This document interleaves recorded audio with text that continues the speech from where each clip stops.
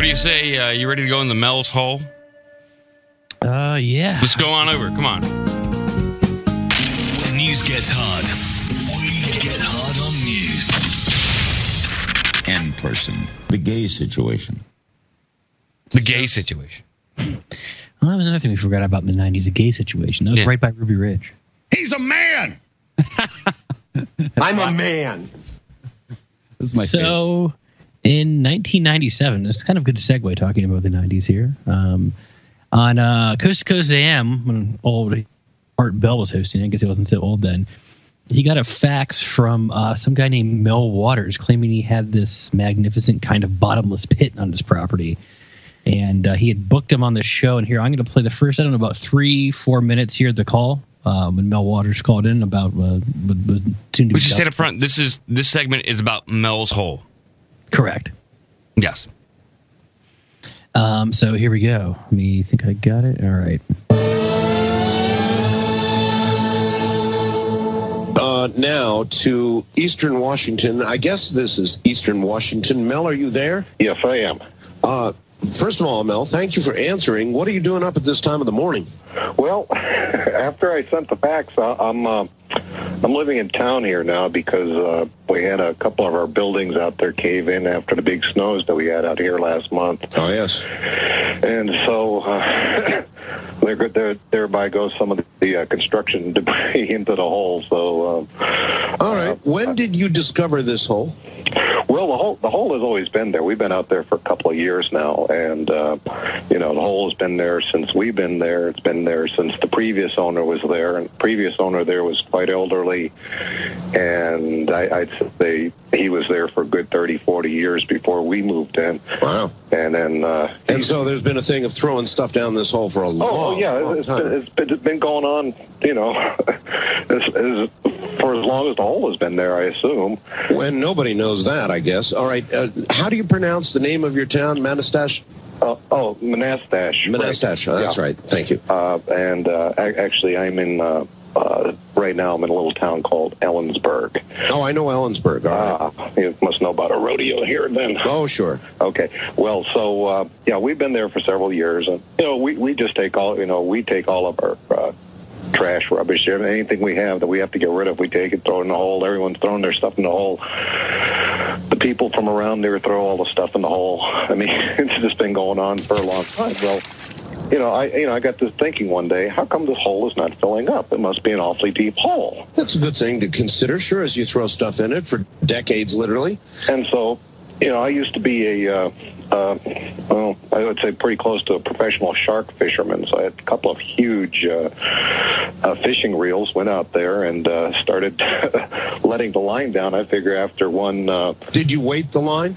Oh, yeah. There's in fact, the original line is still down there. I've just been adding to the line and keeping track of how much line I have used. So I've not reeled it in. How much weight is on it? There's a 1 pound weight at the bottom of it. 1 pound weight, all right. 1 pound weight.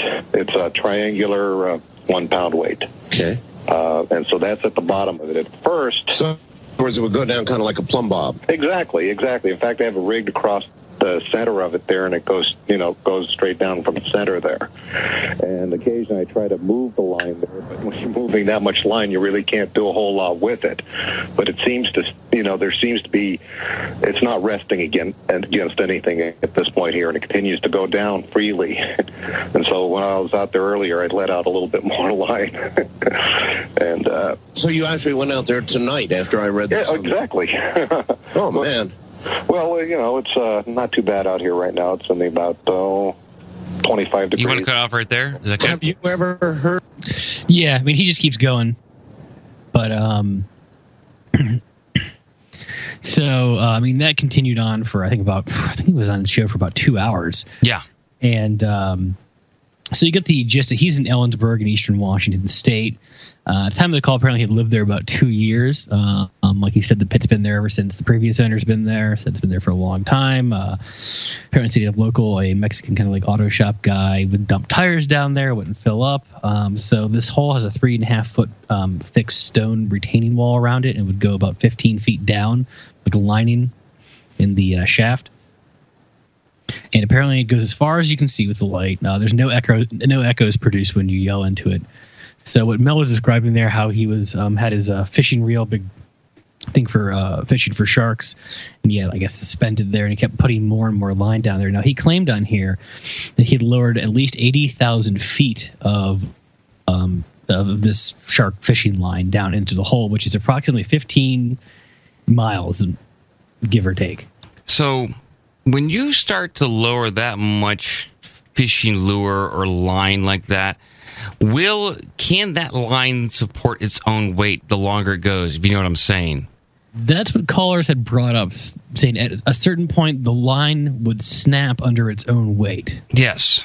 And especially with the 1 pound weight at the bottom, which the caller had theorized that it had already hit bottom, but there was so far down that there was so much weight on the line from the line itself, you would think it was still being taut, even though it was just spooling up at the bottom. Sure.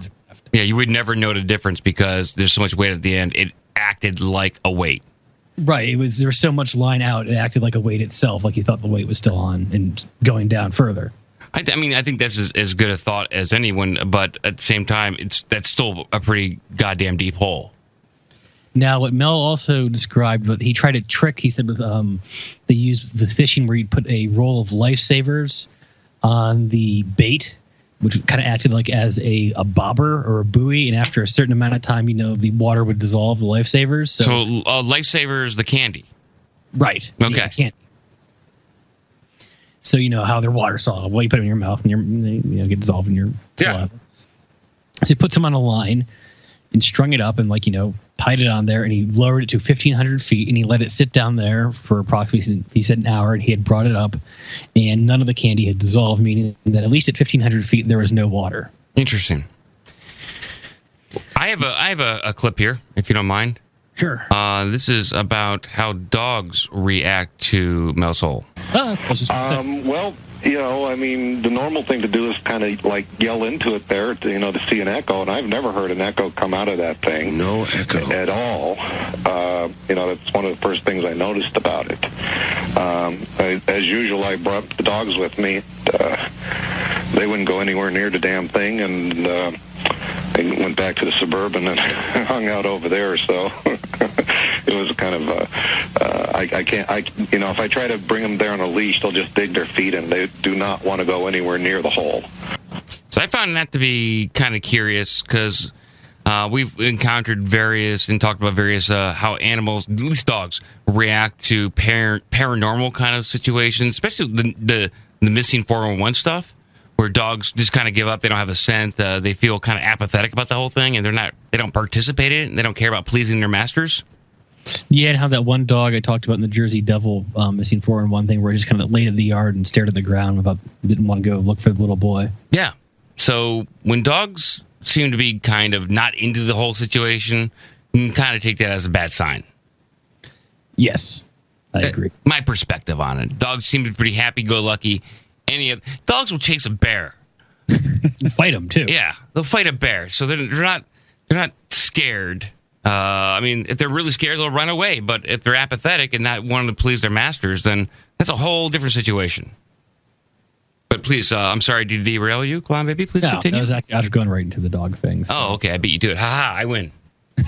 You're like following with my notes right along, so that was great. 1 point for me. And so, also the dog part. Apparently, a neighbor had disposed of his dead hunting dog in the hole, and several days later, he claims he saw the exact same dog with the same collar running through the woods as if it was gone hunting. So a pet cemetery kind of thing. Yeah. So he threw his dead dog down the hole, and then reports of that dead dog being seen later on up above the hole on land. Yes, like it was alive again. Okay. I'll take that as maybe that dog. Okay, let's buy into this. Go, please continue. Okay, I'm all in with the hole. From there, you're all in the hole. Mm-hmm. From what he stated also in the interview, he said agreed that if he had a terminal illness, he would jump down the hole. So I thought that was kind of cool. He also said he had instructions in his will to have his body thrown down into the hole as well if he had died. Hell yeah. Now, I have some relevant, I guess, facts to this. the Marianas Trench in the Pacific Ocean is about 36,000 feet deep, and that's the deepest point that we have in the ocean. Now, the most we've ever drilled into the Earth was 4,230 feet. It was a Kola super deep borehole in Russia. Now, that was just a drill hole, like a drill bit going down, like for like drilling oil, kind of like a boring machine, not an actual. Oh, mine. yes. The I guess approximate world record for a mine shaft here is the Tautana mine in South Africa. It's about 2.4 miles at its deepest, and now, but you get an idea for conditions there. If you're drilling down into rock and mining down that far, the air conditioning has air conditioning to keep the air temperature in the mine at 82 degrees. But if it wasn't, the mine would be about 131 degrees Fahrenheit. And the surface temperature of the rock at that depth is 140 degrees Fahrenheit. So it gets pretty hot as fuck. Damn, that's hot. Damn. So there are some different oddities there. Now, Mel called back. I believe it around the year 2000 or so. Mm-hmm. And so now let me take a little sip of water, but well, in this day and age, you know, if we can find that hole again, we can throw a drone down there. Yes, that's what I'm. Yeah, until you lose signal. Yeah. With a light or something on there. Infrared. Yes. All that stuff. So this is where it gets a little crazy. This is now it gets crazy. Okay. Yeah, yes, now it gets crazy. Okay, so according to Mel, the day after the broadcast that we just heard, Mel returned to his property and was blocked by uniformed individuals. They claimed there had been a plane crash on his property, but Mel said he could not discern. Well, he said he couldn't enter his property for that reason, but he said he didn't see any indications of smoke or a crash or anything like that. And he said he didn't believe them. And they then warned him that a drug lab could easily be found on the property if he didn't turn around and pretty much fuck off immediately. He threatened to go to the press. And this is when these certain individuals offered to lease the property for $250,000 a month. $250,000 a month? Correct. Huh. Just that property with the well on it? Or is there acreage around it? I would imagine there's other property around it, but more specifically, he couldn't go back to his like house there, like everything that he owned in that site. Sure. So he accepted this money and he relocated to Australia. Huh. So you got the fuck out of Dodge. And he also received these people, whoever they were, he received their help to get into Australia with certain things. Like he didn't have to go through customs or anything. They really kind of shoot him right in. Huh. And apparently Art Bell allegedly confirmed his relocation, and Mel had contacted them from Australia via email. I'm not sure how reliable that is, but that's what I read. And apparently these agents paid him regularly, as they promised to, every month between March of 1997 and December of 1999. Did he only get paid for 1 year? How long did they lease this property? I mean, that was the time frame he got paid for. So sure. Definitely coming up on like almost like 1 3/4 years. It's a nice chunk of change. So Mel returned to the U.S. in December of 99 to visit family and to appear on Coast to Coast AM again. Okay. You got a clip of that? No. No, just because I have to read more. Okay, that's fine. Do it. I can get clips for next week because there's a part 2 to this. Okay. I would be reading forever here. But so when he came back to the U.S., he was served by the government with legal papers implicating him in violation of building codes on his property, and he then at that point confiscated his land permanently. Now, after he helped his nephew move during this time, Mel got in a bus to go to Tacoma, Washington. He was heading for Olympia. Apparently on this bus ride, there was an altercation. The bus pulled over, called the police, and Mel as a witness was asked to give a statement to the police. Mel said no, and he had no time to get back to He had to get back to Olympia. He didn't have any time. I didn't come from nothing. What was that? Sorry. Yeah. Joe's just fucking around over there. Replying to comments. But he's asking me to check on something. I was looking at it. Anyways, the police said they could give him a ride in their van. So there's mistake, number 1 at least. And that was the last thing Mel remembered on that trip after he got into the police van. 12 days later, Mel woke up apparently in an alley in San Francisco. He'd been badly beaten. Some teeth were missing. He had evidence of being hooked up to an IV. And as he soon came to find out that when he checked his bank account, all his money had been gone. Mel's nephew from San Francisco, when Mel was in San Francisco, Mel's nephew bought him a bus ticket back to Washington State. Apparently after this, his former wife had vanished and could not be tracked down. And on the show, Mel pointed out that the land had been inexplicably removed from an online terror server images, kind of like Google Maps. Yeah. So Mel came back to United States from Australia, was asked to describe an altercation on the bus, got put into a police van. May have gotten drunk, dropped some LSD, doesn't remember for 12 days, and then woke up in San Francisco. Right. Yeah. Something happened to him at that 12 days, but he did have the wherewithal to call into Coast to Coast AM and let everyone know what happened to him. Okay. I'm just recapping for everybody, so I make sure I get it as well as everyone else. That day, from when I get to, like, it's in the second part, it kind of sounds like he describes what happens, and then he's like, I called it, and then this happened. Okay. So the terror server images, was edited out, and Art said that a TV crew once investigated Mel's former land and that they found evidence of a military presence there. Mel had heard some locals say that they had seen occasional black beam, like a lightless black column coming up into the sky from the hole, which is kind of odd. Something that would kind of be like a dead, beam of just blackness. Yeah, it's like a black hole, but a beam shooting up from the hole. Apparently, he had one trucker friend of his. Mel said he had delivered large quantities of fiber optic equipment to a group of Israelis in a warehouse in Ellensburg, Washington. And another trucker friend said he had delivered scientific instruments to the same warehouse from Lawrence Livermore National Laboratories, that same national laboratories that we talked about the invisible Bigfoot from. Well, I'm going to find out where this Mel's hole supposedly is in relation to missing 411 stuff and in relation to the supposed alien underground bases. I found a speculative place on Google Maps. I can try and pull it up here. I found it on the internet. Let me see if... I'm looking at a 2012 article. It says Manistash Ridge. Did you come across that at all? That's apparently where it was. Okay. Ellensburg is the closest town. They're also saying they have no record of this guy even ever existing. Correct. There. So I'm assuming it was a pseudonym, or he's been wiped from the record. Who knows? Yeah. Well, I mean, because after his last call into Coast to Coast, he was, I don't think he's been heard of from again. Yeah. But I guess the preview for next week, essentially, Mel gets contacted by a group of Native Americans that heard him on Coast to Coast AM. Apparently, Mel was big into, I guess, herbal medicine stuff. And shamanism. Yeah. So they contacted him, and he went to Nevada, where they took him to a local a group of Basques that had immigrated from Europe, 100 years ago, who claimed they had this second hole. And the second hole, a lot of paranormal shit goes down. All right. We can get into that next week. So far, so good. Wow. Okay.